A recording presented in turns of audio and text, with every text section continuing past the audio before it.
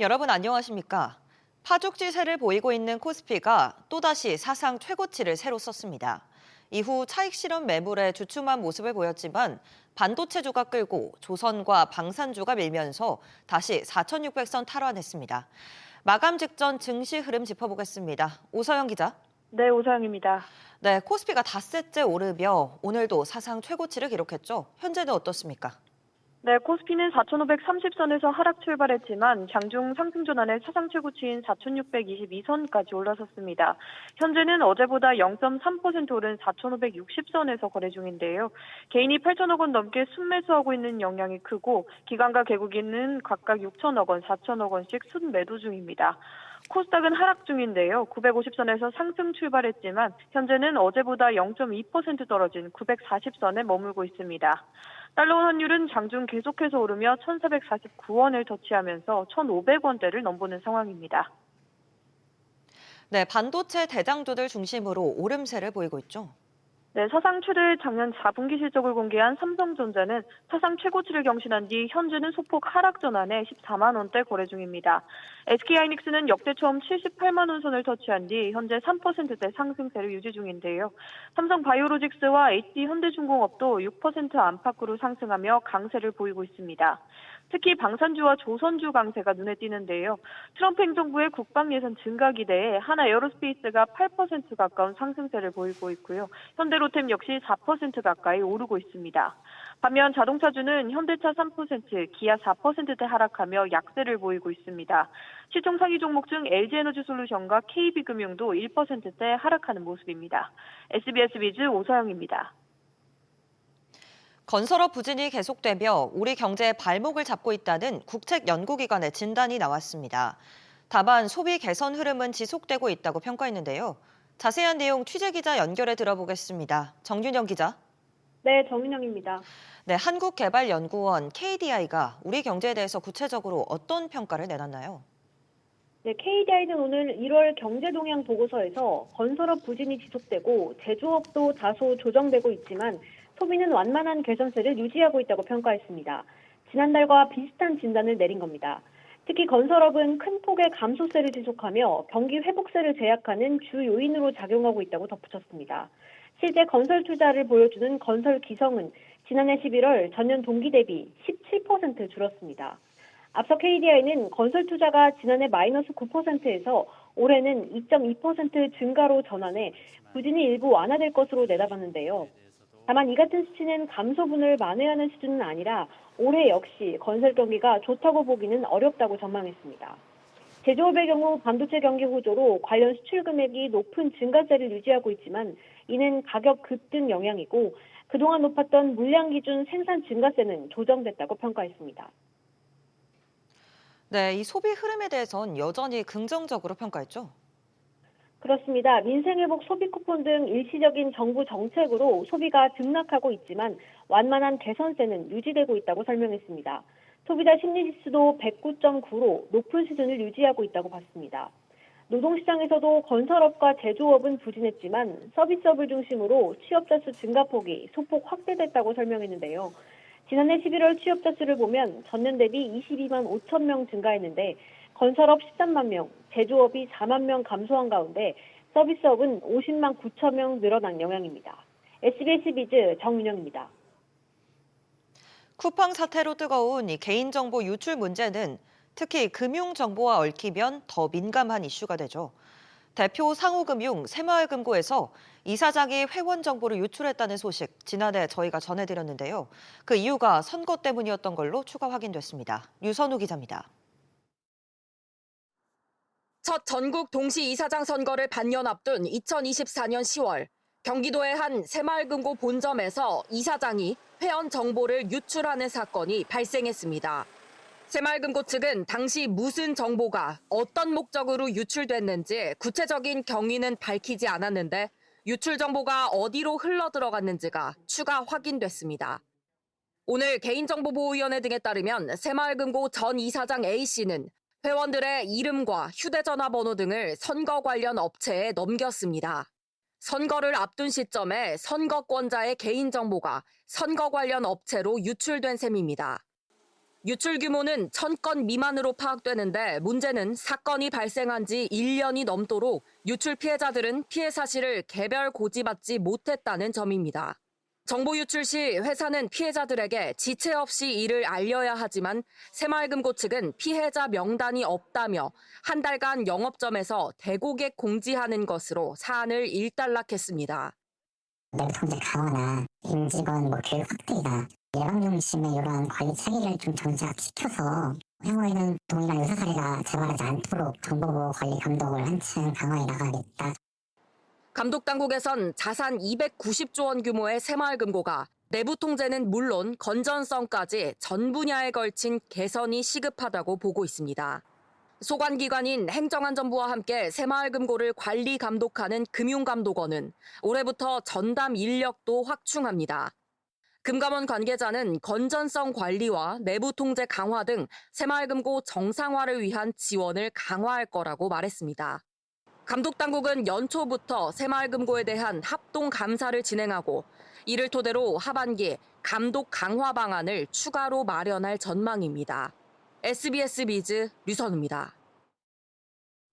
최근 코스피 상승세의 1등 공신이라고도 할 수 있는 삼성전자가 지난해 4분기 잠정 실적을 내놨습니다.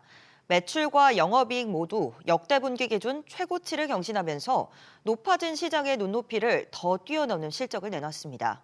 발표된 실적 상황과 더 중요한 올해 전망까지 취재기자 연결해 알아보겠습니다. 조슬기 기자.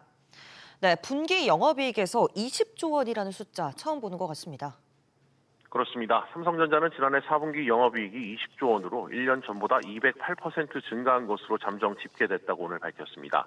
과거 메모리 호황기 때 기록했던 직전 최고 기록인 2028년 3분기 17조 5,700억 원을 훌쩍 뛰어넘는 수치입니다. 분기 영업이익 20조 원 돌파 기록은 국내 기업 중 삼성전자가 처음입니다. 매출액도 93조 원으로 같은 기간 22% 넘게 증가하며 지난해 3분기 세웠던 분기 최대 매출 신기록을 경신했습니다. 실적 급등의 주역은 단연 메모리 반도체인데요.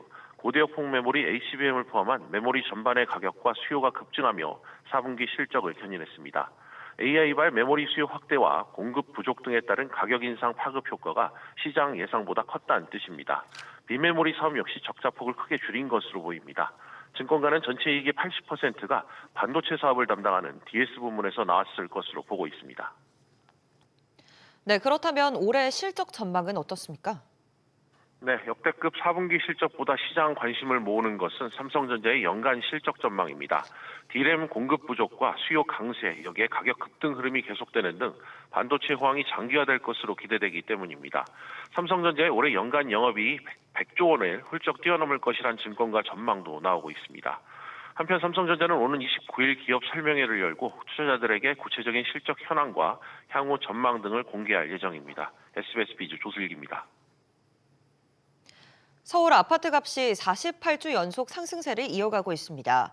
올해 입주 물량도 지난해보다 30% 넘게 줄어들 걸로 보여 새해에도 집값 상승 흐름은 쉽게 꺾이지 않을 거란 전망입니다.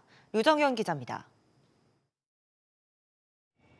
지난해 2월부터 시작된 서울 아파트 가격 상승세가 멈출 기미를 보이지 않고 있습니다. 한국부동산원에 따르면 1월 5일 기준 서울 아파트 평균 매매 가격은 전주보다 0.18% 상승하며 48주 연속 올랐습니다. 지난 2020년 6월부터 2022년 1월까지 85주 연속 오름세를 기록한 이후 가장 긴 상승 국면입니다.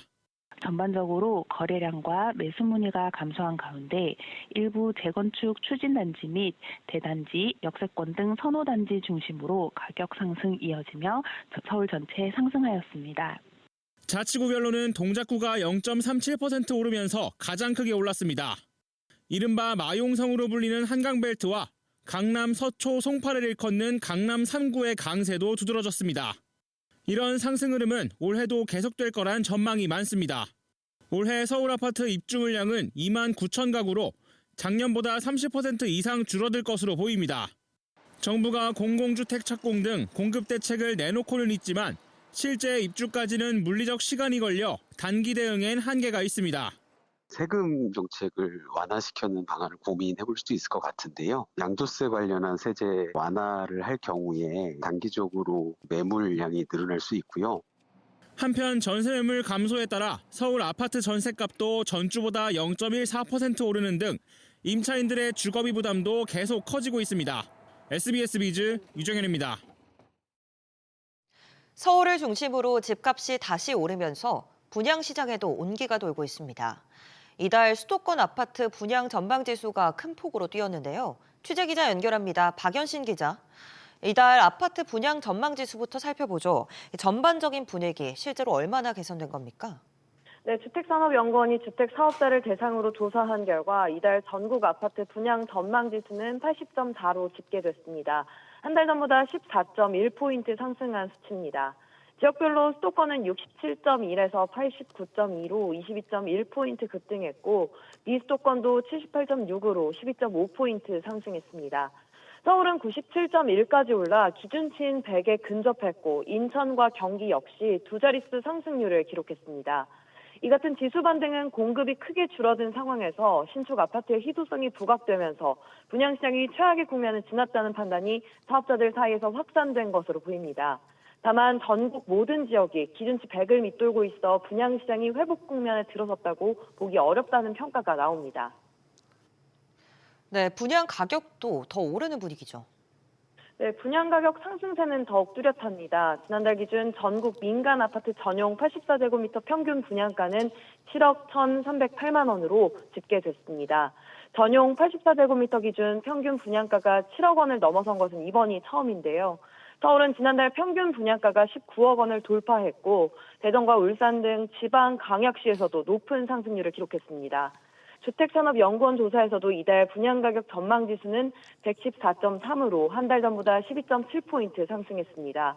고환율로 인한 건설자재 가격 부담과 금융비용 증가, 여기에 공급 축소까지 겹치면서 올해에도 분양가 하락 가능성은 제한적일 것이라는 전망이 나옵니다. SBS 비즈 박연신입니다. 세계 최대 시장 미국에서 열리는 CES는 스타트업들에도 기술을 알리고 또 다른 사업의 기회를 얻을 수 있는 좋은 장입니다. 이번에 삼성전자가 발굴한 유망한 스타트업들도 CES에 참가했는데 해외 관람객들의 반응이 뜨거웠습니다. 라스베이거스 현지에서 박규준 기자입니다. 반려견 치아 사진 한 장을 올립니다. 분석 센서가 돌아가더니 질환 가능성이 있는 부위만 짙은 빨강색으로 입혀집니다. 치주 질환 가능성 27.5%. 여러 치료법을 제시한 뒤 신경 치료를 하면 최대 $30 40분이 걸린다고 알려줍니다. So yeah, I was a little bit astonished that the accuracy of this company's solution is quite high. So I'm really glad to know such kind of technology solve the health problem by using newest technology and also AI related technology. 얼굴을 갖다 대면 스트레스 정도를 확인하고 심박수까지 알려주는 기기입니다. 감정 상태를 분석하고 맞춤형 힐링 사운드까지 만들어 들려줍니다. Well, I think the product concept is great, particularly that even though we detect the stress like from the many other different products, but how you solve the problem of the high stress, like particularly before the sport, after sport, I think that's a wonderful idea that you could synchronize with the music and synchronize with the heartbeat to slow it down. I think it's a great concept. 네, 제가 미리 얼굴을 인식해서 이렇게 스트레스 상태를 확인을 해봤는데요. 평온한 상태라고 뜨고 이 심박수는 78 bpm이라고 나오고 있습니다. 이 최소 나이는 33세라고도 나오는데 이 다음 단계를 한번 눌러보면 이제 저만의 개인적인 맞춤형 퍼스널 멜로디가 생성이 됩니다. 식재료 소분과 계량 공정을 AI 데이터를 통해 자동화하는 기기도 눈길을 끌었습니다. 한국 스타트업들이 세계 최대 시장 미국에서 미래 가능성의 싹을 틔우고 있습니다. 미국 라스베이거스에서 SBS 비즈 박규준입니다. 세계적으로 고령 인구가 급증하면서 만성질환 관리를 위한 디지털 헬스케어의 중요성이 커지고 있습니다. 양치만 해도 질병 신호를 알려주는 등 일상 속 건강 파트너로 진화한 기술들이 올해 CES 무대에 쏟아졌습니다. 미국 라스베이거스에서 최지수 기자가 보도합니다. 버튼 3번이면 20초 만에 양치를 끝내는 스마트 칫솔. 하지만 이 칫솔의 진짜 강점은 따로 있습니다. 양치 중 나오는 입김 속 화학 신호를 AI로 분석해 당뇨와 같은 이상 질환의 가능성을 판단해 미리 알려줍니다. 프랑스 구강케어 스타트업이 선보인 제품인데 혈액 채취 없이 일상 속에서 건강 상태를 추적할 수 있습니다. 또 다른 부스에서는 잠을 자면서 지압, 온열, 마사지 기능을 제공하는 헬스 보조 침대가 전시돼 관람객들의 관심을 끌었습니다. 편안한 잠자리에 대한 열망이 커진 현대인 취향을 저격해 15개국 이상에서 판매되고 있습니다. 질병이나 사고로 팔 사용이 어려운 이들을 위한 AI 기반 로봇 의수 기술도 과거보다 훨씬 정교해졌습니다. 의수를 착용하게 되면은 안에 신호를 감지하는 센서가 있어요. 주먹을 쥐듯이 신호를 주면은 손이 움직여서 물건을 잡고 그리고 손을 펼치듯이 놓으면은 자동으로 놓아지고 이렇게 쓸 수가 있게 되죠.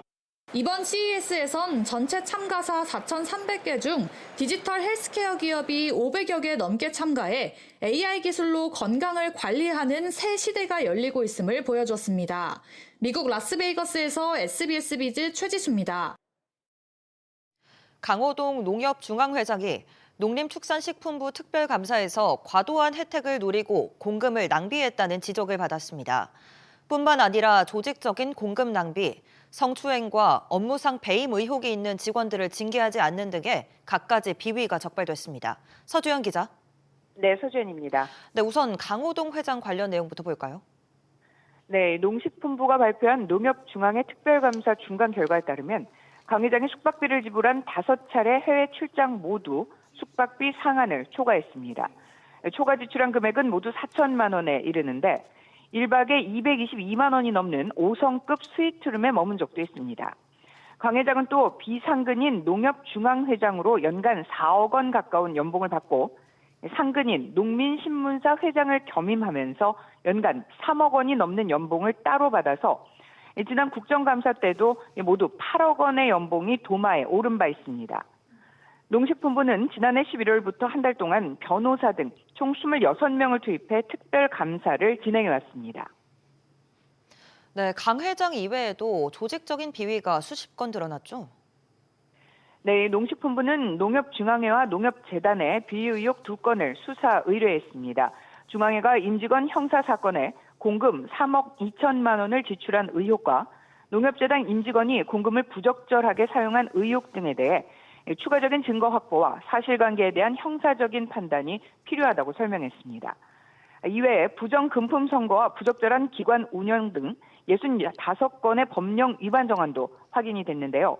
강도 높은 감사를 위해서 국무조정실, 금융위, 금관원 등 범정부 합동감사 체계를 구축해 추가 감사가 이뤄집니다. 앞서 지난달 농협의 반복적인 비위 발생을 예방하기 위해 비상임 조합장 연임 제한, 조합의 외부 회계감사 주기 단축 등의 농업협동조합법 개정안은 상임위에서 의결됐고 인사투명성과 정부 관리감독권 강화 방향의 추가 개정안도 발의될 예정입니다. SBS 비즈 서주현입니다. 국내 쿠팡 주주들이 쿠팡을 상대로 미국 법원에 처음으로 집단 소송을 제기했습니다. 위더피플 법률사무소는 국내 주주들을 대리해 미 워싱턴 서부 연방법원의 쿠팡 INC와 쿠팡 한국법인, 김범석 쿠팡 INC 의장 등 주요 임원들을 대상으로 집단 소송을 제기했다고 밝혔습니다. 이들은 개인정보 유출 사태 이후 쿠팡 주가가 급락하면서 손실을 받고 쿠팡 측이 유출 사태와 관련해 허위 정보나 부실한 내용을 공시했다고 주장했습니다. 바디 프렌드가 미국 라스베이거스에서 열린 CES 2016에서 스스로 일어나고 앉으며 팔다리를 움직이는 AI 헬스케어 로봇 733을 선보였습니다. 733은 이용자들의 편안한 착석을 돕는 것에서 시작해 근골격 구조에 따라 마사지와 스트레칭, 코어 근육 강화 운동 등을 맞춤형으로 제공합니다. AI 헬스케어 로봇은 한국에서 개념 설계부터 기술 개발, 제품 설계가 모두 이뤄진 만큼 휴머노이드, 산업용 로봇처럼 새로운 미래 로봇 산업으로 성장시켜 나갈 계획입니다. 바디 프렌드는 CES의 주 전시장인 센트럴홀에서 157평 규모 부스를 조성했으며 특히 세계 최초로 선보인 발목 회전 기술이 큰 관심을 받았습니다.